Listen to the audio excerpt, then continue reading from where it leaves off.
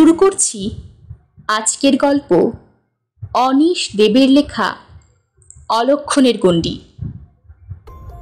লক্ষণের গণ্ডির কথা তো আপনারা সবাই জানেন। ওই গণ্ডির বাইরেই ওত পেতেছিল যত বিপদ, কিন্তু আমি এখন আপনাদের শোনাতে বসেছি অলক্ষণের গণ্ডির কথা, যে গণ্ডির ভেতরে অজানা এক বিপদ প্রায় 100 বছর ধরে অষ্টপ্রহর ওত পেতে রয়েছে। ঘটনাটা আমাকে শুনিয়েছিল প্রায় 95 বছরের বৃদ্ধ একজন খাসিয়া উপজাতির মানুষ। ওর নাম ছিল পহেলা। জাটিঙ্গা গ্রামে ও জন্ম থেকেই আছে। অসমের নর্থ কাছাড় হিলস জেলার একটি গ্রাম জাটিঙ্গা। তার অধিবাসী খাসিয়া উপজাতির মাত্র 1000 মানুষ। 1905 সালে হাফলং নগরের দক্ষিণ পূর্বে প্রায় 10 কিলোমিটার দূরত্বে জাটিঙ্গা গ্রামের পত্তন হয়েছিল। জায়গাটির অভিশপ্ত বলে বদনাম ছিল। ইউ লাখনবং সুচ্যাং নামের একজন খাসিয়া সেখানকার আদিবাসী জেমি নাগাদের কাছ থেকে নামমাত্র দামে অভিশপ্ত গ্রামটিকে কিনে নেন। তখন পহেলার বয়স ছিল মাত্র 3 বছর। তার টিনের চালের বাড়ির দাওয়ায় বসে নেশাগ্রস্ত পহেলা আমাকে এক অদ্ভুত কাহিনী শুনিয়েছিল। সন্দেহ নেই, প্রথমে কাহিনীটি আমার কাছে আপাদমস্তক আজগুবি বলে মনে হয়েছিল। তাছাড়া পূর্ণিমার চাঁদের আলো, ঠান্ডা বাতাস আর পহেলার জরাজীর্ণ আঁকিবুকি কাটা মুখ সবকিছুর ওপরে একটা অলৌকিক মাত্রা চাপিয়ে দিয়েছিল। কিন্তু গল্পের শেষে এমন প্রমাণ পহেলা দাখিল করেছিল যে আমি আতঙ্কে শিউরে উঠেছিলাম। ওর কথা সেই মুহূর্তেই আগাগোড়া বিশ্বাস করেছিলাম আমি। খুব স্বাদ জেগেছিল। পহেলার বর্ণনা মতো অলক্ষণের গণ্ডি ঘেরা জায়গাটা একবার দেখে আসব, কিন্তু একটা পরিচয়হীন ভয় আমাকে পেছন থেকে টেনে ধরেছিল। বুকের ভেতর থেকে কে যেন বলে উঠেছিল, যেও না, তাহলে আর কোনোদিনই তুমি ফিরতে পারবে না। পহেলাও সে কথাই বলেছিল। ওই অলক্ষণে জায়গা থেকে কেউ কখনো ফিরে আসেনি। শুধু পহেলা নেহাতি ভাগ্যের জোরে ফিরে এসেছিল, ভয়ঙ্কর এক প্রমাণ সঙ্গে নিয়ে। ও জগা খিচুড়ি ভাষায় জড়ানো গলায় যে গল্প সেদিন শুনিয়েছিল সেটাই সহজ করে আপনাদের বলছি। তবে আগেই বলে রাখছি, এ কাহিনী যদি আপনারা বিশ্বাস না করেন তাহলে আমি অন্তত কোনো অভিযোগ করব না। পহেলা আমাকে বলেছিল, স্যার, আপনাকে তো আগেই বলেছি, জাটিঙ্গার পাহাড়ে জঙ্গলে শিকার করে বেড়ানোটা আমার নেশা। সেই কোন যুগে জার্মানির একটা দোনলা শর্টগান বাবার কাছ থেকে হাতে পেয়েছিলাম। সেটা কাঁধে ঝুলিয়ে আমি সবসময় শিকারে বেরোতাম। জাটিঙ্গার জঙ্গলে বেশিরভাগই মুলি বাঁশের ঝাড় আর বেদ গাছের রমরমা। আপনি খেয়াল করেছেন কিনা জানি না, আমাদের গ্রাম থেকে হাফলংয়ের দিকে 2 কিলোমিটার এগোলে ডান দিকের খাদে খুব ঘন জঙ্গল দেখতে পাবেন। ওই জঙ্গলে কেউ যায় না, মানে আমি যাওয়ারও পর থেকে আর কেউ যায়নি। আমার আগে ডাকাবুকো খাসিয়া যুবকরা কেউ কেউ হয়তো গিয়ে থাকবে, কিন্তু তারা আর ফিরে আসেনি। আমি একমাত্র মানুষ যে ফিরে এসে আর সবাইকে সাবধান করে দিয়েছি, জানিয়ে দিয়েছি ওখানে গেলে কি হতে পারে। পিচের রাস্তা থেকে যদি আপনি ঢাল বেয়ে নামেন তাহলে স্যার দেখতে পাবেন ওখানে একটা নো এন্ট্রি বোর্ড লাগানো রয়েছে, আর লেখার নিচে একটা মরার খুলি আঁকা আছে। তবে এসব করা হয়েছে অনেক পরে। আপনি তো জানেন আমাদের চাষবাস বলতে জুমে গিয়ে আদা, লঙ্কা, কমলা লেবু, আনারস এসবের চাষ। জঙ্গলের সরু পথ দিয়ে চাষের জমিতে যাতায়াতের পথে অনেক সময় দাঁতালো শুয়োরের মুখোমুখি হতে হয়। তখন চার্লস ডেলি মডেলের শর্টগানটা আমার কাজে লাগে। একদিন সন্ধ্যের মুখে জুম থেকে ফেরার সময় এক প্রকাণ্ড মাপের দাঁতালো শুয়োরের মুখোমুখি হলাম। দুটো গুলি ছুড়লাম বটে, কিন্তু ওটাকে সেরকমভাবে ঘায়েল করতে পারলাম না। তখন আমি শূন্য শর্টগান হাতে নিয়ে জঙ্গলের মধ্যে দিয়ে ঊর্ধ্বশ্বাসে পালাতে শুরু করলাম, কিন্তু ওই ঘন জঙ্গলের মধ্যে সেভাবে দৌড়ানো অসম্ভব। আমি কোনো রকমে ঝোপঝাড় ঠেলে পথ তৈরি করে এঁকে বেঁকে এগিয়ে যাচ্ছিলাম। ডালপালা পাতার আওয়াজ ছাপিয়ে আহত শুয়োরটার গজরানি বেশ কানে আসছিল। অন্ধকার ক্রমেই গাঢ় হচ্ছিল। বুঝতে পারছিলাম আমি পথ হারিয়ে ফেলেছি। আমার কেমন ভয় ভয় করতে লাগলো। শর্টগানের নল দিয়ে ঝোপঝাড় সরিয়ে আমি এগোচ্ছিলাম। হঠাৎই একটা গুঞ্জনের শব্দ আমার কানে এলো। সন্ধে হলে জাটিঙ্গাতে ঝিঝির ডাকে কানে তালা লেগে যায়, কিন্তু এটা সেই শব্দ নয়, তার চেয়ে আলাদা। ঝিঝির ডাক থাকা সত্ত্বেও ওই মিহি গুঞ্জনের শব্দটা আলাদা করে বেশ কানে আসছিল। দাঁতালো শুয়োরটা বোধহয় একগুঁয়েভাবে বনবাদার ভেদ করে ছুটছিল, কারণ আমি গাছপালার এলোপাথারি নড়াচড়ার শব্দ শুনতে পাচ্ছিলাম, আর শুনতে পাচ্ছিলাম আহত প্রাণীটার গর্জন। বলতে গেলে আচ্ছন্নের মতোই আমি সামনে এগিয়ে যাচ্ছিলাম। হঠাৎই দেখি খানিকটা ফাঁকা জায়গা, অনেকটা মাঠের মতো। কুয়াশা মাখা ঘোলাটে আবছা অন্ধকারে স্পষ্টভাবে কিছু দেখতে পাচ্ছিলাম না, তবে ছোট ছোট কিছু ঝোপঝাড় ছাড়া জায়গাটা অস্বাভাবিক রকম ফাঁকা, যেন কেউ মালি লাগিয়ে জায়গাটা সাফ করিয়েছে। আমি স্তব্ধ হয়ে দাঁড়িয়ে পড়লাম। গুঞ্জনটা এখন তীব্রভাবে শোনা যাচ্ছিল, যেন কোনো বদরাগী ভীমরুল আমাকে লক্ষ্য করে তীরের মতো ছুটে আসছে, আর তার ডানার শব্দ এসে আমার কানে বিচ্ছে।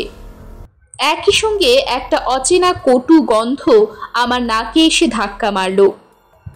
এমন সময় কোনো ছুটন্ত প্রাণীর শব্দ শুনতে পেলাম। চমকে মুখ ফিরিয়েই দেখি গাঢ় কালো আধারের মতো শুয়োরটা ঝোপঝাড় ঠেলে ছিটকে ঢুকে পড়েছে সেই ফাঁকা জায়গায়। আর সঙ্গে সঙ্গেই ঘটে গেল সেই অদ্ভুত ঘটনা। শুয়োরটা ফাঁকা জায়গায় ঢোকা মাত্রই গোড়া কাটা কলা গাছের মতো কাত হয়ে খসে পড়ল মাটিতে। আর কোনো নড়াচড়াও করল না, কোনো রকম চিৎকারও করল না। আমি অবাক হয়ে গেলাম। টের পেলাম আমার হাত পা থরথর করে কাঁপছে। একটু আগে উকি মারা ভয়টা এক লাফে আমাকে একেবারে জাপটে ধরল। হঠাৎই আমার শরীরের ভেতরটা ঠান্ডা হয়ে গেল। ধীরে ধীরে সেই ঠান্ডা স্রোত পা বেয়ে নামতে লাগলো মাটিতে। আমি হয়তো পড়ে যাওয়া শুয়োরটার কাছে এগিয়ে যেতাম, যদি না সেই মুহূর্তে আরো একটা অদ্ভুত ব্যাপার দেখতে পেতাম। জঙ্গলের মধ্যে কোথায় যেন একটা রাত পাখি ডেকে উঠেছিল। সেই ডাকে চমকে উঠে মুখ তুলতেই দুটো বাদুড় আমার চোখে পড়ল। শীষের মতো আকাশের পটভূমিতে ওদের দেখতে পেলাম আমি। অন্ধকারে আরো অন্ধকার ডানা মেলে দিয়ে ওরা নিঃশব্দে নিপুণ ছন্দে ভেসে চলেছে। উড়তে উড়তে ফাঁকা জায়গাটার ওপরে আসা মাত্রই বাদুড় দুটো গাছ পাকা ফলের মতো টুপ করে খসে পড়ে গেল নিচে। ওদের দেহ দুটো আছড়ে পড়ার ভোঁতা শব্দ হলো। আর সেই মুহূর্তে আমার চিন্তা ভাবনাও যেন অবশ হয়ে গেল। অন্ধকার মাঠ থেকে আর কোনো শব্দ শোনা যাচ্ছিল না, শুধু সেই গুঞ্জনের শব্দটা ছাড়া। আমি ক্লান্ত দেহে জঙ্গলের গাছপাতার মধ্যেই বসে পড়লাম। অন্ধকার আরো গাঢ় হয়ে ওঠায় আমার চোখের সামনে থেকে সবকিছু মুছে যাচ্ছিল। সামনের ফাঁকা জমিটা ঘিরে একটা মারাত্মক ভয় আমাকে আঁকড়ে ধরল। গায়ের নানা লোকের নানা কথা আমার মনে পড়ল। এটাই তাহলে সেই অভিশপ্ত জায়গা। এটার সঠিক পরিচয় কেউ জানতো না বলে এটাকে সবাই জঙ্গল বলে ভেবেছে। যারা এই অভিশপ্ত জায়গাটা চোখে দেখেছে তারা কেউ ফিরে যায়নি, ফিরতে পারেনি। তাই অভিশপ্ত জঙ্গল হিসেবেই গড়ে উঠেছে জাটিঙ্গার কিংবদন্তি। আমার হাতে অস্ত্র বলতে একটা খালি রাইফেল, আর সারা শরীর পাকে পাকে জড়িয়ে এক অজানা ভয়। সব মিলিয়ে নড়াচড়ার মতো ক্ষমতা আমার ছিল না। তাই কাছাকাছি একটা বড় গাছ খুঁজে নিয়ে তাতে চড়ে বসলাম। অন্ধকারে বোধহয় পিঁপড়ের বাসায় হাত দিয়ে ফেলেছিলাম, কারণ হঠাৎই হাতে পায়ে জ্বালা ধরানো কামড় টের পেলাম। কোনো রকমে গাছে উঠে হাত পা ঘষে পিঁপড়েগুলো ছাড়ালাম। ঝিঝি পোকার ডাকে কানে যেন তালা লেগে যাচ্ছিল। তারই মধ্যে আলাদাভাবে মিহি গুঞ্জনটা শোনা যাচ্ছিল। গাছের উপর থেকে ফাঁকা জায়গাটা চাঁদের আলোয় অস্পষ্টভাবে দেখতে পাচ্ছিলাম। একই সঙ্গে লক্ষ্য করলাম দক্ষিণ পূর্ব দিক থেকে, অর্থাৎ মাউন্ট হেম্পিওর দিক থেকে তরল কুয়াশার স্রোত সাপের মতো ধীরে ধীরে এঁকে বেঁকে নেমে আসছে জাটিঙ্গার খাদের দিকে। একটু পরেই হয়তো দুধের মতো সাদা কুয়াশা সামনের ফাঁকা জায়গাটাকে একেবারে ঢেকে ফেলবে। খিদে শরীর আনচান করলেও কোনো উপায় ছিল না। আমি হতভাগ্য শুয়োরটা আর বাদুড় দুটোর কথা ভাবছিলাম। ওই জায়গাটায় কি এমন অভিশাপ আছে যে কোনো প্রাণী সেখানে ঢুকলেই সঙ্গে সঙ্গে মারা যায়? আমি যদি ওখানে যাই তাহলে আমারও কি একই দশা হবে? মনে মনে ঠিক করলাম, যদি এখান থেকে ফিরি তাহলে সবার আগে গায়ের হেডম্যানকে ব্যাপারটা জানাবো। সেই গায়ের লোককে সতর্ক করার ব্যবস্থা করবে। রোববার ছাড়া প্রতিদিন সন্ধেবেলা জাটিঙ্গার গির্জায় গায়ের লোকেরা উপাসনায় যোগ দিতে আসে। হেডম্যান যদি বুদ্ধি করে উপাসনার পর চার্চ থেকেই এই বিপদের কথা ঘোষণা করে দেয় তাহলে সবচেয়ে ভালো হয়। খবরটা ছোট্ট গ্রামে দাবানলের মতো ছড়িয়ে পড়বে। কুয়াশা ক্রমশ চারপাশে ঢেকে ফেলছিল, ফলে চাঁদের আলো কেমন যেন ঘোলাটে হয়ে সমানভাবে চারিদিকে ছড়িয়ে পড়ল, ঠিক যেন ঘষা কাজ দিয়ে কেউ চাঁদকে আড়াল করে দিয়েছে। এরই মধ্যে ঝিরঝির করে বৃষ্টি শুরু হলো। জাটিঙ্গায় এরকম বৃষ্টি প্রায়ই হয়, যেমন হঠাৎ করে তার শুরু তেমনি হঠাৎ করে তার শেষ। গাছের পাতার ফাঁক দিয়ে ঝরে পড়া জলে আমি ভিজতে লাগলাম। ঠান্ডায় শরীরটা কুঁকড়ে যেতে চাইছিল। অসহায়ভাবে আমি দিনের আলোর জন্য অপেক্ষা করতে লাগলাম, আর মাঝে মাঝে ওই ভয়ঙ্কর জায়গাটার দিকে নজর চলে যাচ্ছিল।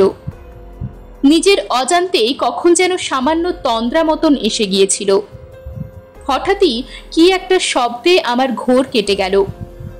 চমকে সজাগ হয়ে দেখি ঝিরিঝিরি বৃষ্টি তখনও পড়ছে, তবে কুয়াশা অনেকটা ফিকে হয়ে এসেছে। সামনের ফাঁকা জায়গাটার দিকে তাকিয়ে আমি অবাক হয়ে গেলাম। একটা অদ্ভুত গোলাপি আভা সামনের খোলা জমিটা থেকে ঠিকরে বেরোচ্ছে, আর মিহি গুঞ্জনটা কেমন যেন বিচিত্র সুরে ওঠানামা করছে। এরকম আলো আমি কখনো দেখিনি, এরকম মায়া জড়ানো সুরও কখনো শুনিনি আমি। আমার ঘুম পেয়ে গেল। না, স্বাভাবিক কোনো ঘুম নয়, নেশায় পাওয়া ঘুম। ক্লান্তি আর অবসাদে শরীর ছেয়ে গেল, চোখ জড়িয়ে গেল অলৌকিক কোনো টানে। প্রাণপণে গাছের ডাল আঁকড়ে ধরে আমি সম্মোহিতের মতো সামনের ফাঁকা জায়গাটার দিকে চেয়ে রইলাম। গোলাপি আভা ক্রমে তীব্র হচ্ছিল, আর তখনই নজরে পড়ল তার মধ্যে কতকগুলো অদ্ভুত কালো ছায়া চলে ফিরে বেড়াচ্ছে। ছায়াগুলোর অবয়ব যেন নিরাকার, ওদের নির্দিষ্ট কোনো আকার ছিল না, অথচ ওরা গোলাপি কুয়াশার মধ্যে অনায়াসে দ্রুত গতিতে নড়ে চড়ে বেড়াচ্ছে।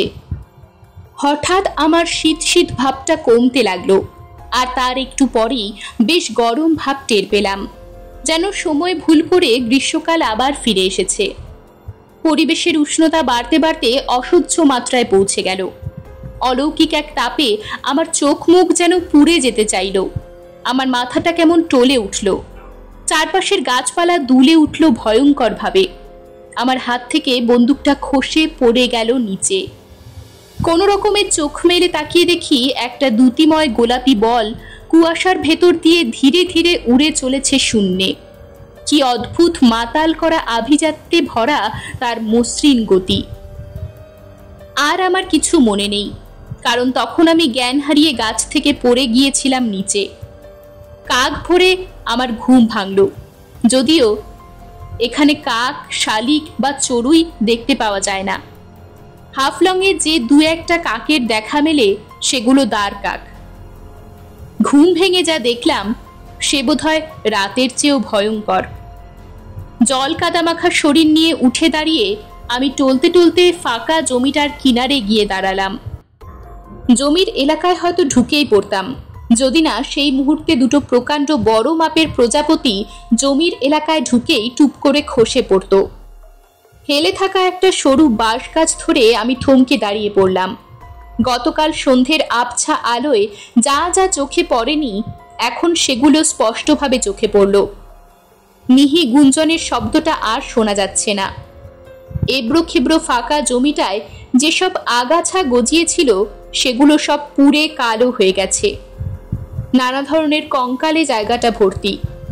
জমিটার ডান দিক ঘেঁষে একটা লম্বা ফাটল, সেই ফাটল দিয়ে সাদা ধোঁয়ার রেখা সাপের মতো এঁকে বেঁকে বেরিয়ে আসছে। জমিটার বাঁ দিকে একটা বড় মাপের পোড়া গাছ। তার একটা পোড়া ডাল থেকে একটা নাম না জানা পাখির কঙ্কাল ঝুলছে। সবকিছু দেখে আমার গা গুলিয়ে উঠল। কাল রাতের কটু গন্ধটা বেশ কয়েক গুণ হয়ে যেন একেবারে মস্তিষ্কে গিয়ে ধাক্কা মারল। এ আমি কোন অলৌকিক শ্মশানের চৌকাঠে এসে দাঁড়িয়েছি? কোন অলৌকিক প্রক্রিয়ায় এখানে দিনের পর দিন ধরে শুধু হাড় জমা হয়েছে?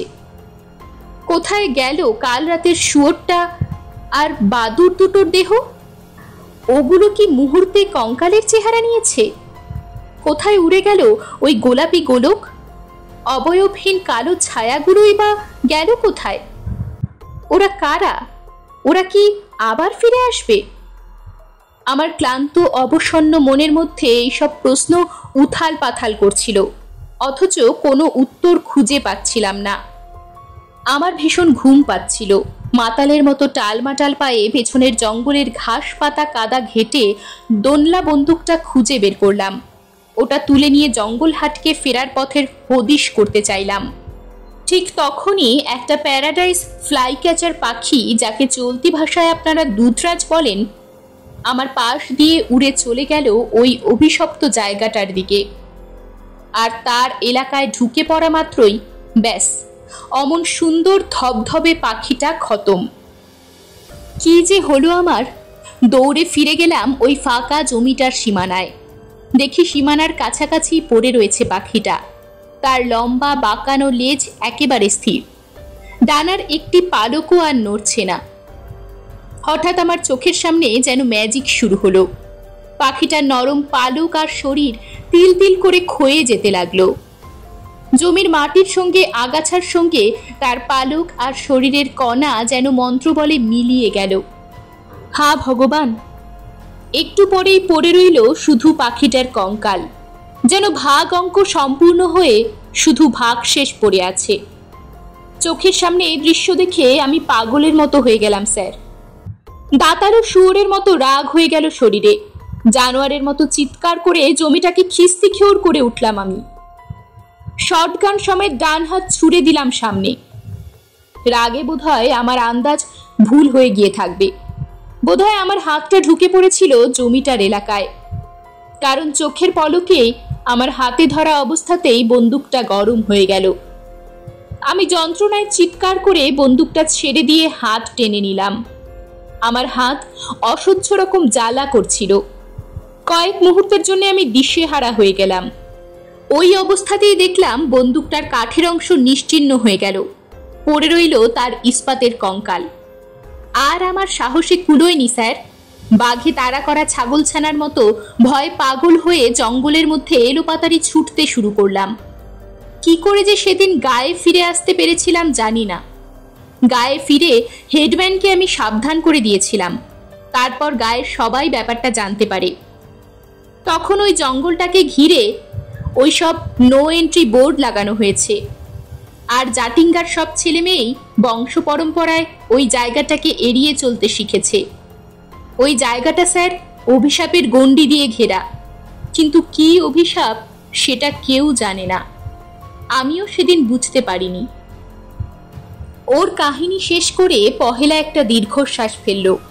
একটা ময়লা সুতির চাদর ওর গায়ে জড়ানো ছিল, সেটাকে আঁকড়ে ধরে শরীরের আরো কাছাকাছি নিয়ে আসতে চাইল।